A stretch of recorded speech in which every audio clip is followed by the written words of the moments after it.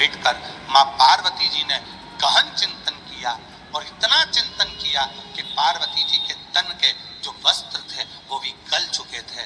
तो वृक्ष के पत्तों को पहन लिया, वृक्ष के फूलों को अपना श्रृंगार बना लिया, पर वहां से वो गई नहीं। और जब गई नहीं तब माता पार्वती जी का नाम हो गया अरण्यानी। क्या नाम पड़ा? अरण्यानी। अरण्यानी माता पार्वती जी का नाम।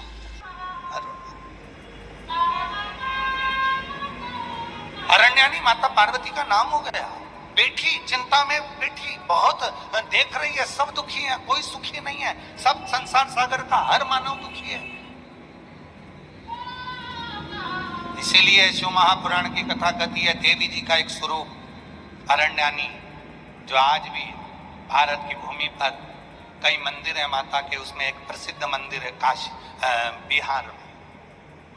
बिहार के भोजपुर में मां अरण्या का मंदिर है, अरण्यानी माता, अरण्या देवी, बिहार के भोजपुर में। जो 80 घाट पर बैठकर महाराज आसी नदी के तट पर जो माता देवी ने, माता ने जो तब साधना करी 80 में, वो तब साधना का कि ये सब दुखी क्यों है। और इसीलिए आज भी नियम है महाराज, आज भी नियम है, अगर बहुत दुखी मनुष्य होता है, बहुत तकलीफ में होता है, बहुत कष्टप्रद होता है,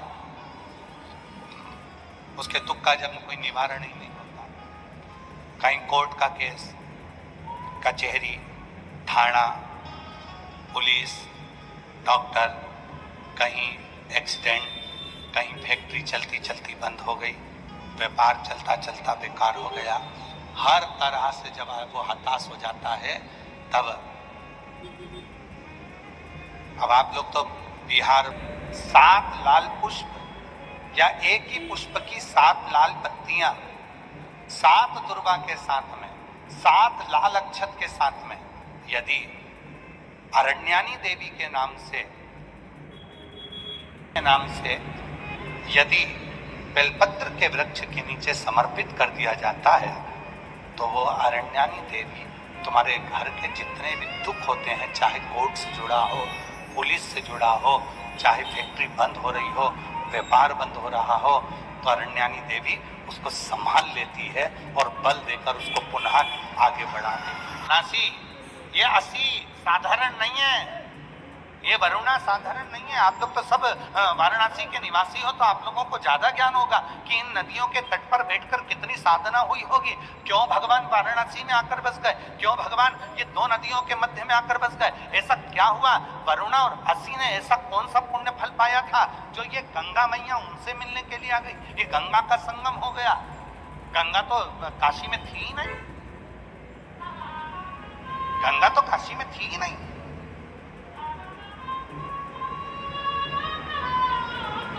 कौन लेकर आया इनको? कौन? ये वरुणा और असी ने ऐसा कौन सा पुण्य कर दिया था जो गंगा को लेकर यहाँ आ गई? कौन सा आंतरी अनसुईया ने तब कर दिया था जो अनसुईया जी के कहने पर गंगा यहाँ पहुंच गई? कौन सा तप शनि महाराज ने कर लिया था जो गंगा जी यहाँ पहुंच गई? सप्त तप की, कल सप्त केशव की बात, पंच केशव की बात चल रही है, आज सप्त तप की बात है। शनि महाराज का तप, आंतरी अनसुईया का तप, वरुणा का तप, असी का तप, भृगु का तप, कितने तप है यहाँ। और उस तप के बल पर कोई गंगा ऐसे ही नहीं आई है। गंगा का तो सीधा सीधा रूट था, गंगा सीधी जा रही थी, पर काशी के लिए मुड़ी फिर चली, काशी के लिए मुड़ी फिर चली। भाष्य में डॉक्टर बोले कि इसका बड़ा ऑपरेशन कराना पड़ेगा।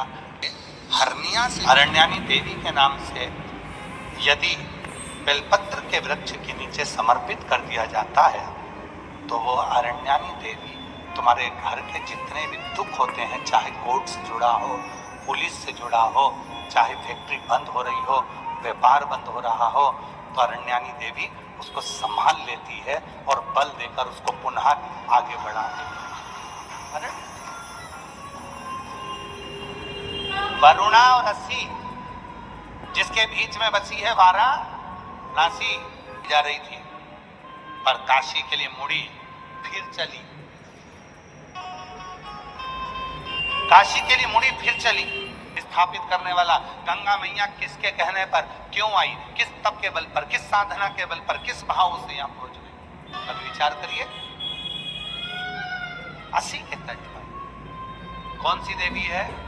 जम के बोलो, अरण्यानी देवी। जम के बोलो, अरण्यानी देवी। और बहुत ध्यान देना महाराज, जिस नारी के गर्भाशय में अगर गठान हो जाए, बच्चादानी में कोई प्रॉब्लम हो जाए और गर्भाशय में डॉक्टर बोले कि इसका बड़ा ऑपरेशन कराना पड़ेगा, या गर्भाशय में कोई तकलीफ ज़्यादा ही हो गई है, या किसी रूप में पुरुष या स्त्री या बच्चे या बड़ों के उदर नाभि से नीचे हर्निया से जुड़ी हुई कोई प्रॉब्लम हो गई है, तो भी अरण्यानी देवी का स्मरण करने से, यहाँ तक यदि गर्भाशय की प्रॉब्लम है या पुरुष या स्त्री में हर्निया से जुड़ी हुई भी कोई प्रॉब्लम है, तो थोड़ा ध्यान देंगे। सात बेलपत्र इस तरह से लीजिए।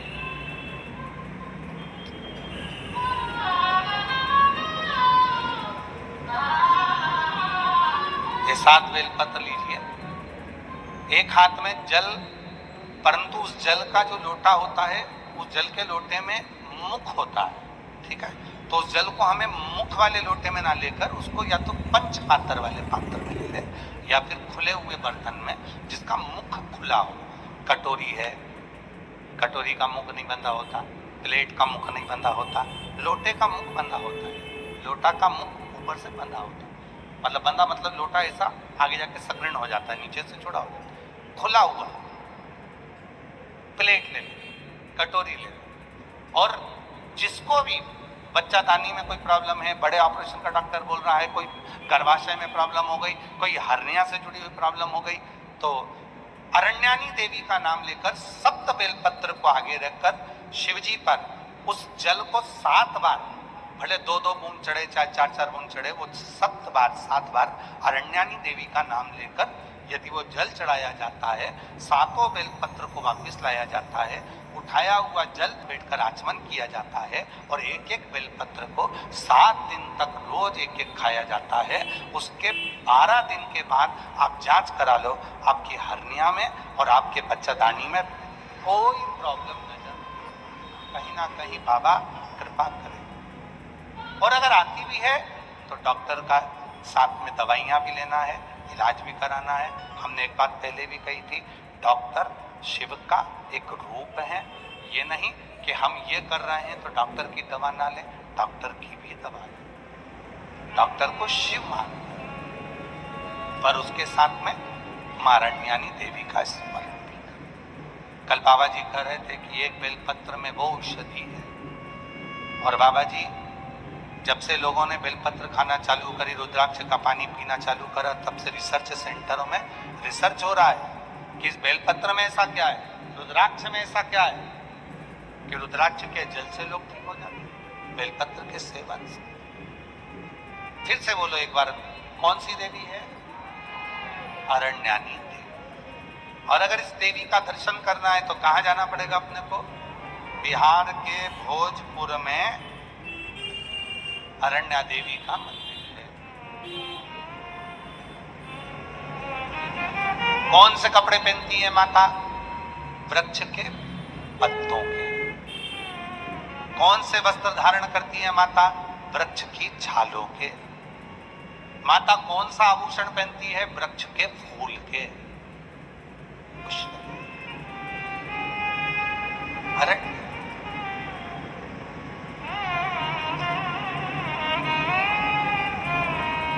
महाराज प्लास्टिक का फूल लगा लेती हैं, तो वो गजरा और फूल जो बंद हुआ, उसके कारण बस आज के ज़माने में आप देखो, प्रत्येक माताओं को अगर सूचना मिलेगी तो कहा इसको गर्भाशय में प्रॉब्लम है, इसको गर्भ में गठान हो गई, इसको बता। पुराण के कथा के अंतर्गत अगर कभी मौका मिले तो गीता प्रेस गोरखपुर की देवी भागवत लेकर आओ और देवी भागवत में मां अरण्यानी का चरित्र पढ़ो। और देवी भागवत में मां अरण्यानी का चरित्र पढ़ोगे तो क्या मिलेगा आपको? मां अरण्यानी के चरित्र में पढ़ेगा आपको, जिस नारी के रजो धर्म में तकलीफ होती है, रजस्वला होते समय जिस बेटी को, जिस नारी को, जिस बच्ची को पेट में दर्द होता है और कहीं ना कहीं रजो धर्म रुक जाता है या रजो धर्म लगातार चालू रहता है, तो मां अरण्यानी देवी का मात्र नाम लेकर 3 बार आचमन करने पर ही 1 घंटे के अंदर उसको आराम लगना प्रारंभ हो जाता है। ये अरण्यानी देवी, ये अरण्यानी, ये कोई साधारण है क्या? हमारे धर्म शास्त्रों में, हमारे तीर्थों में, हमारे धर्म शास्त्रों में बहुत देवताओं इसको पहचाना नहीं। और आप लोग तो सब वाराणसी के हो, आप लोगों को तो ये कथा बहुत याद होगी कि मां अरण्यानी तुम्हारे ही वाराणसी की 80 नदी के तट पर माता ने तप किया था। इसी तट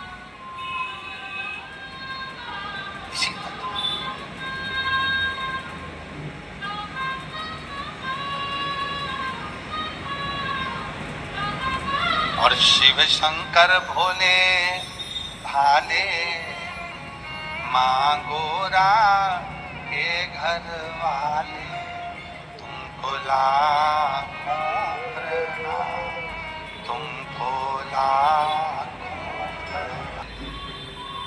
शिवर वाला ही है कि और किसी को पकड़ना है?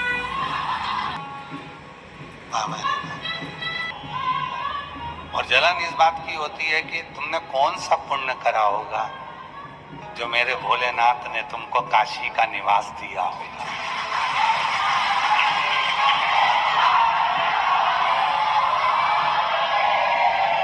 आज तो बाबा नहीं बोले, उससे पहले तुम बोल दिए। पक्के शिष्य है कोई तो पुण्य तो इसको देख के जन्म, जिस भूमि पर आने के लिए देवता तरसते हो, देवता याद है आपको कि जब फिर भी भोलेनाथ कृपा करते हैं, कृपा करते हैं, फिर शिव जी ने कहा ये तो भोगना पड़ेगा, ये पूर्व के कर्म का भोग है जो भोगना है। तो पार्वती जी ने फिर विनय करा, नहीं नहीं मैं नहीं चाहती कि ये भोगे, ये तुम्हारा अगला जन्म का इस जन्म में भोगो और इस जन्म का अगले जन्म में भोगो और उस जन्म का उस जन्म में भोगो, ये चक्र मुझे नहीं चाहिए, ये मुझे नहीं चाहिए। अब आप कुछ भी करो, इन जन्म के चक्र से मुक्त करो। तो शिव जी ने कहा ठीक है, अब तुम चिंता मत करो, तुम अगर चाहती हो कि सब इस जन्म का अगले जन्म को ना भोगा जाए, जो झूठ बोला, प्रपंच करा, गलती करी, वो अगले जन्म में भोगने को ना मिले, तो मैं एक काम करता हूं, जिस 80 नदी के तट पर हे पार्वती तुम मौन होकर बैठी है, वरुणा और 80 के मध्य में जो टापू है, इसी पर मैं बैठकर इतना तप करता हूं, इतना तप करता हूं कि उसका फल तुझे प्राप्त होगा। वरुणा और 80 नदी के तट के मध्य में भगवान विश्वनाथ, भगवान शिव बैठ गए, हजारों वर्ष का तप करने लगे। मां पार्वती जी उनको देखती रही, दर्शन करती रही। विष्णु पुराण कहती है, विष्णु पुराण में वर्णन आता, तुम में से कितने लोगों का व्रत या सोमवार का? हाथ उठाओ। हमारा व्रत नहीं है इसलिए हम तुमको देख लेते हैं। पूरा फल मिल गया तुम्हारा, एकदम कैचिंग पावर।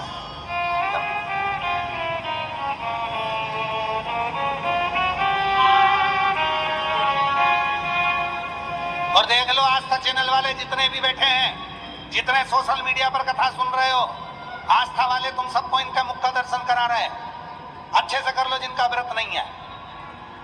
और जो सोमवार के व्रत करने वाला है उसके मुख का दर्शन करो, पशुपति व्रत करने वाले के मुख का दर्शन करो, 16 सोमवार के मुख का दर्शन करने व्रत करने वाले के मुख का दर्शन करो, चतुर्थी करने वाले के मुख का दर्शन करो, यज्ञ करने वाले का मुख का दर्शन करो, श्री शिवाय नमस्तुभ्यम बोलने वाले के मुख का दर्शन करो, विश्वनाथ जी का दर्शन करके कोई आ रहा हो उसके मुख का दर्शन करो। बस जितना फल उस तुम्हारे खाते में चला गया।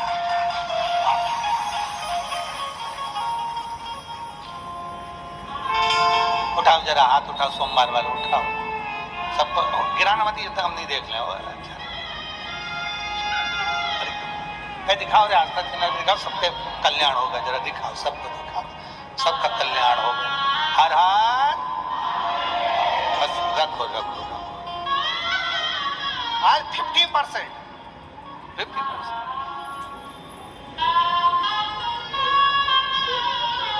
पलक एक क्षण के लिए भी नहीं जमकी। शिव जी को देख, शिव तप में थे, पार्वती जी दर्शन करती रही, नेत्र खुले भोले बाबा के। पार्वती को देखकर शिव जी ने कहा, पार्वती आज तूने मेरे दर्शन को किया है, तप का दर्शन तेरा खाली नहीं जाएगा, मेरी आदि शक्ति तुझ में जाएगी। दुनिया के लोग कहेंगे आदि शक्ति भवानी की जय दुर्गे महारानी। लोग कहते कि नहीं कहते, आदि शक्ति भवानी की जय दुर्गे महारानी की। मेरी आदि शक्ति तुझ में चली गई है, और पार्वती ये शक्ति कहीं खाली नहीं रहेगी। जब महिषासुर का वध करना होगा तो तुझे ये शक्ति काम आएगी, दुष्टों का संहार करना होगा तो तुझे ये शक्ति काम आएगी। पार्वती जी कहती हैं, दुष्टों का संहार तो मैं आपकी कृपा से कर दूंगी, पर इस शक्ति का प्रयोग तो मुझे यहीं करना है, यहीं। सुन लो वाराणसी वालों, स्कंद पुराण काशी खंड में क्या लिखा है, इस शक्ति का प्रयोग मुझे यहीं करना है। और आप सब लोग तो काशी में रहने वाले, अच्छी कथा का स्मरण, इसी शक्ति का प्रयोग मुझे यहाँ करना है, मुझे यहीं। तो शिव जी ने पूछा कौन सी शक्ति का? तो आपके शरीर की जो तप साधना की आदि शक्ति मिली है उसका फल मुझे यहीं पर चाहिए। शिव जी ने जो शक्ति दी, पार्वती जी ने कहा, आपने जिस भूमि पर तप करा इसका नाम वाराणसी होगा। ये छोटे से दर्शन से आदि शक्ति मिली है, उससे मैं इस भूमि पर अपने हाथ रखकर फल देती हूँ। मेरे शरीर की, शिव की शक्ति का फल इस भूमि पर रहे, और ये भूमि पर जब किसी का एक बार भी आगमन हो जाए, इस भूमि पर कोई भूलवश भी यदि आ जाए, इस भूमि पर यदि किसी के प्राण भी छूट जाए तो उसको फिर किसी जन्म का कर्म का भोग ना भोगना पड़े, और वो शिव के धाम चला जाए, वो शिव के धाम जाए। इस मां शिव के आदे तप का फल वाराणसी को दिया है।